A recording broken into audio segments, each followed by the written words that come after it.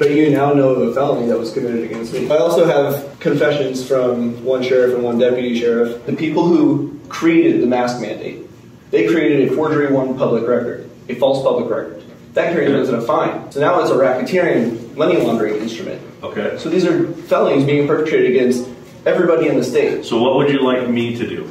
Go place cuffs on the people that put the order in place.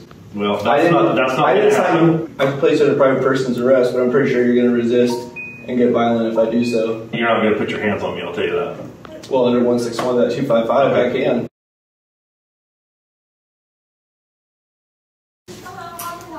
Hi, we've just got some questions regarding some discrepancies in the law. Do you guys have masks to wear while you're in the lobby? No, that's actually why we're here. Are you wanting to talk to the sheriff? Absolutely. Yeah. Okay, let me see if he's in the office. I haven't seen him today, but he might be wandering around. I can give you his email address. He's pretty good about emailing people back. Is that Mark Garten? Yeah, and this is about like the mask mandate. Yeah, Civil rights. And the memo that Mark Garten put out in regards to it. Just interesting that he says he's not going to enforce it, but the first thing you did was ask us if we had masks. Here we are, Polk County Sheriff. So is Mark Garten in? I can take down your information and set up an appointment for you. Well, we need to talk to somebody today because we're reporting a crime. Okay, let me have you fill out a sheet then. I need to put it into their dispatching system. Just have them dispatch an officer here to take a criminal report. Okay, what's the report regarding? Felony coercion.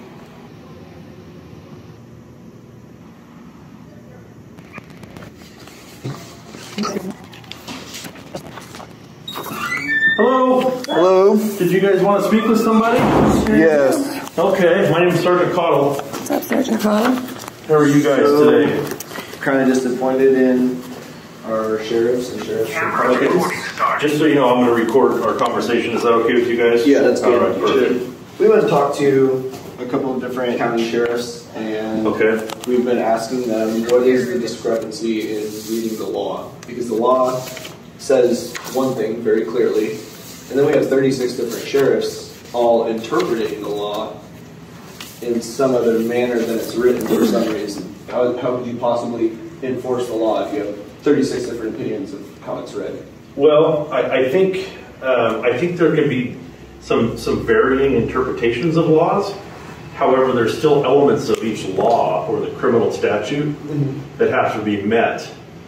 If that makes sense to you? Yeah, so what if every provision of a criminal statute was met?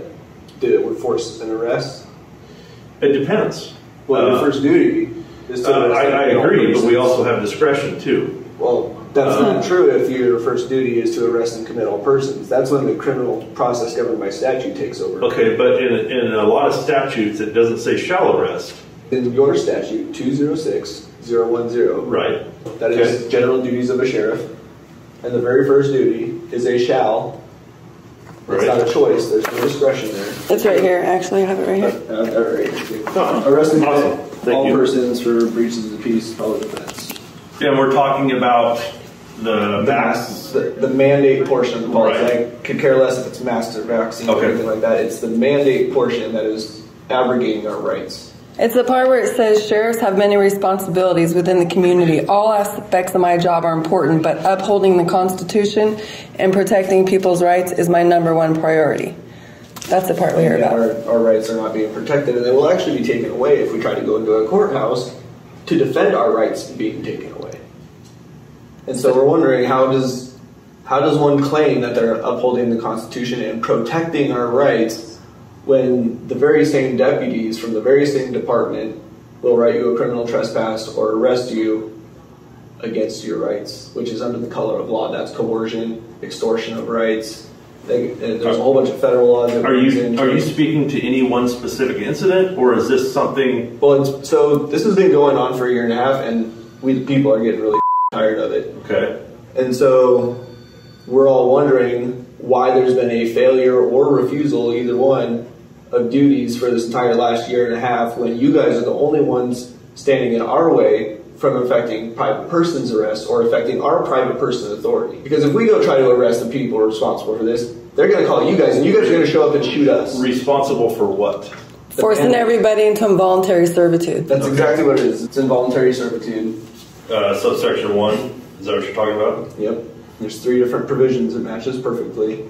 It's not your conduct. It's your lack of conduct, which actually is your conduct. Okay. And because other people are doing it to us, you are allowing felons to continue acting feloniously while you guys look the other way, and we'll actually act in the same manner if we go try to defend ourselves from those felons. You guys have walked in here. I have not once asked you about masks. No. Is that correct? No, not in here. Okay. But if we go try to get into a courtroom, will the judge tell us? I have no idea. That's why we're here. Does the judge have the right, or the authority, I should say, to decide who has rights in their courtroom before they've ever gone through due process? That is the judge's authority. It's his courtroom. It's actually not his authority. So you would have to speak with the courts about that. Actually, that's why I'm speaking to you, because it's actually your duty to arrest even judges for public malfeasance or official misconduct. I can tell you this: we've never had one instance of a judge calling us to remove something from the courtroom. The rule that Chief Justice Walters cited for her authority to place the mask mandate on the court system is ORS 1.002, and that law says in it, within all applicable provisions of law. Now, your contracts, when you sign them, every employment contract in the United States carries with it a non-discrimination policy. It's the results of the Civil Rights Act of 1964 to protect our constitutional rights under your very own employment contract. And with that, it carries an obligation of good faith. These are all in ORS Chapter 71 under Uniform Commercial Code. The obligation of good faith cannot be waived by variation or agreement. That is what protects us when legislation or officials are acting from them encroaching on our rights, is that obligation of good faith. And when you break that obligation of good faith, that is when you step into the realm of official misconduct, the violation of any statute of your office. That's very, very broad. That's a lot of responsibility placed on you guys. Absolutely. Because you guys are supposed to be protecting us. And when you guys don't protect us, all you're doing is stealing our taxpayer dollars. And then if we get in trouble at the courthouse, any one of them, you guys have statewide jurisdiction. I know your primary is county, but you guys have statewide jurisdiction. Correct. And that's why our criminal liabilities cover, as long as you know of criminal conduct, you are criminally liable for that individual so long as they are free. Some agencies don't require it, others do. So why are we arresting the ones that do require it? Because the requirement is unlawful. Because or the authority that placed it in the first place. I don't have the answer for that. I honestly don't. And to be honest with you, I don't know of any agency that has been arresting people for not wearing a mask. Okay, well, so I've actually been criminally charged because I was asking employees if they would get in trouble for not wearing a mask. Where was that at? What county? I'm in Washington County. Washington. And the store director told the police that it has nothing to do with the mask, so she lied to the police. I have proof of all this. She said I had a history of violence. I have no documented history of violence. And she said that I'm hostile towards cops. I talk to every cop like I'm talking to you right now, except when they're acting unlawfully and trespassing me. So in that video, yeah, I'm a little bit hostile, but It's understandable because my rights are being violated by criminals. So once you guys leave the jurisdiction of being justified, you're criminal. There's no middle ground in Oregon law. You're either criminally liable or you're justified. And so to get out of being criminally liable, you need to act in a justified manner, which would be to arrest the felons responsible for placing this on all of us. And putting you guys in the position you're in, honestly. Well, that's a really position for you guys. And I would agree with that completely. And our sheriff has taken the stand that we're not going to enforce the mask mandates. The other half of not enforcing that is arresting the criminals who placed it on. And I can tell you, like I said before, that I don't know of any instances around here in our county where that has been a problem. But you now know of a felony that was committed against me. I also have confessions from one sheriff and one deputy sheriff of other counties that they acknowledge that this is all felonious conduct. They acknowledge that they're criminally liable and they're in breach of contract. They both put up to work today. Acknowledged that they're in breach of contract. So even you saying that you're not going to enforce the mask mandate policy but not going to go arrest the criminals is committing a crime in my presence. Okay. Well, I actually have to do that in order for it to be committing a crime. Is that correct? Refusing to do your duties is a crime. Well, we can agree to disagree on that. Well, I mean, you can disagree with what this says right here if you'd like, but that's coercion. You know of felons currently. You know the mask mandate policy is unlawful.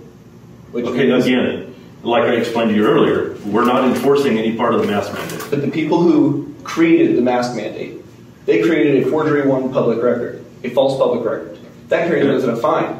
Okay. So now it's a racketeering, money laundering instrument. Okay. So these are felonies being perpetrated against everybody in the state. So what would you like me to do? Go place cuffs on the people that put the order in place. Well, that's not I didn't sign your contract. I didn't sign their contracts. I didn't sign any of your guys' contracts. I signed my own contract to go overseas, and I learned exactly who I was working for while I was over there. And now you guys are all just sitting here saying, well, that's not how it works. That's exactly how the law says it works. So if you're enforcing the law, then you need to follow the law. If you're not following the law, then you're failing your duties. This is my suggestion to you. If you want those people arrested, I suggest you contact the Oregon State Police. Oh, I have. Who oversees that department. I have, but you guys actually have jurisdiction over the Oregon State Police. You know you do. We don't need to lie. We can agree to disagree on that too. I read your department policy manuals. I've read every law regarding to your duties. I know your job better than you know your job. Oh, is that right? Yeah. Okay. Anything else you got for me, sir? I can place you under private person's arrest, but I'm pretty sure you're going to resist and get violent if I do so. Well, yeah. You're not going to put your hands on me, I'll tell you that. Well, under 161.255, I can. Well, we can argue that all day too.